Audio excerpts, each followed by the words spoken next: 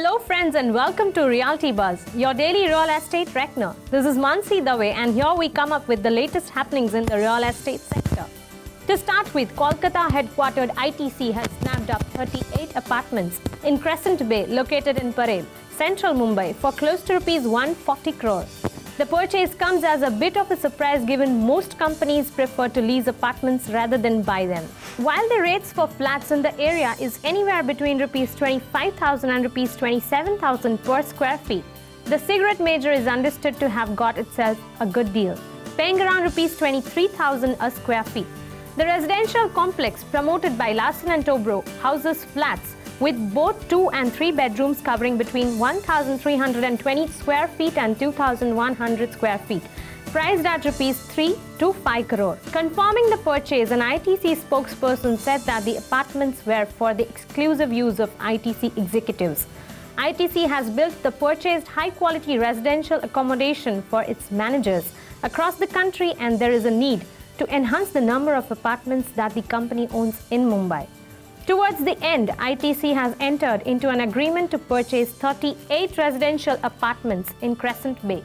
However, the company did not comment on the value of the deal. Companies have even sold their office buildings and factories in the area. Glaxo, for instance, sold prime property in Worli, while Standard Chartered Bank and HSBC disposed of property they own jointly.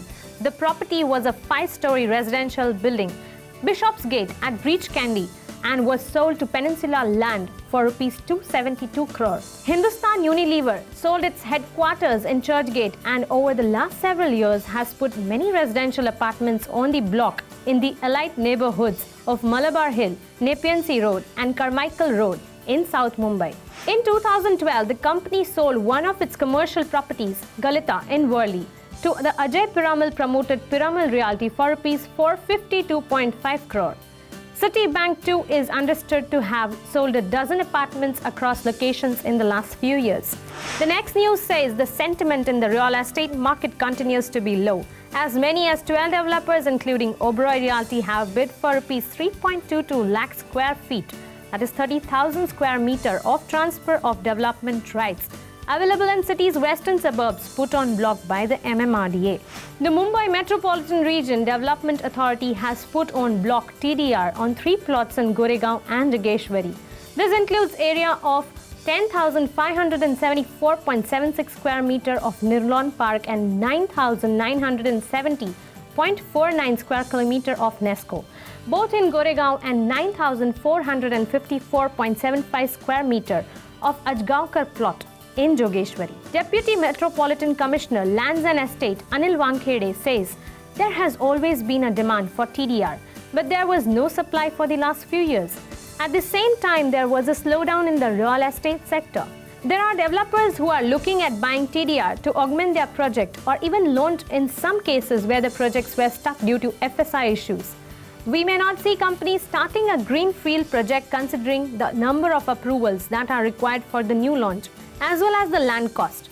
The largest private non-state stretch of land on earth is up for sale and it has hit the market for $325 million. The collection of Australian cattle station make up 23,000 square kilometers, more than 3/4 the size of England, and yet only 150 cattle staff live there. Despite reported rumors of bitter wrangling by family members who did not want to sell and talk of a carve-up of the landholding selling agent Ernst & Young, South Australia's managing partner Don Manifold said, the family who owned the 98% shareholdings were now in agreement. He said, there is some hysteria at the moment about foreign land ownership and I understand people's concern. But this is a very well-managed cattle business and the federal government and 3 state and 1 territory government and the Foreign Investment Review Board will all be involved because we are talking about long-term pastoral leases here. It is extraordinary that it has been in the one family until the 5th generation is debt-free, consistently well-run prime cattle producer. The next news comes from Mumbai, which says Mumbai-based Mahindra Lifespace Developers Limited, the real estate company of the Mahindra Group, has ventured into Bengaluru with its first project, a 5-acre residential development called Windshimes, as it awaits clarity of Mumbai's new draft development plan pushing back 2 of its project launches in the country's financial capital. Though Mumbai and Pune are our priority markets, we are looking at more opportunities in Bengaluru to build a pipeline of residential projects here, Managing Director Anita Arjundas said.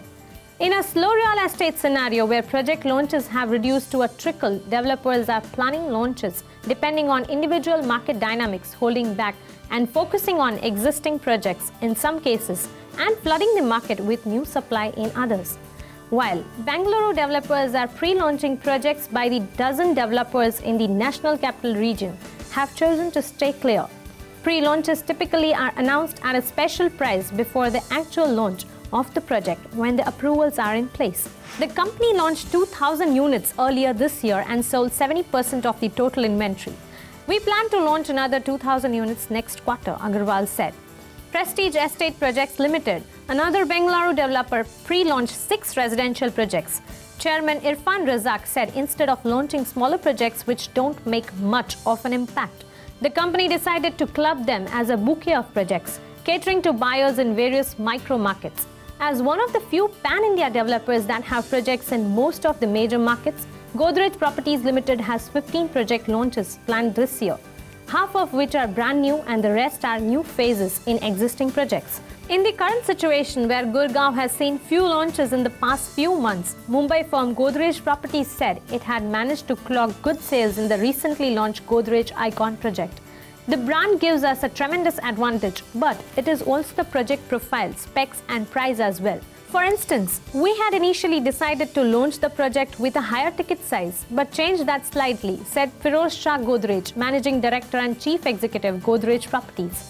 In a matter of weeks, Godrej Icon, where 2-bedroom apartments are priced at around Rs 98 lakh, sold around 4 lakh square feet.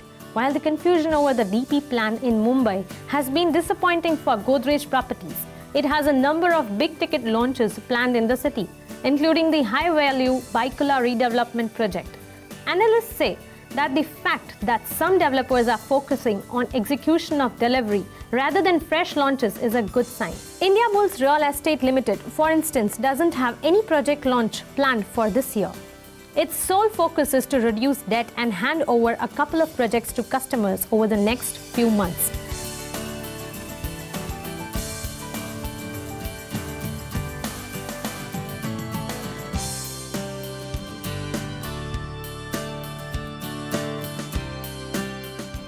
Well, the next news is a question. It says, is real estate crowdfunding right for you?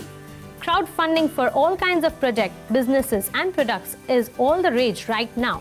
It's making some major inroads to real estate investment as well. Basically, it is a process by which small investors can participate in very large projects with smaller cash outlays. However, even if $1 lakh is required, crowdfunding may be the only way that an individual can get involved in a $100 million commercial development project.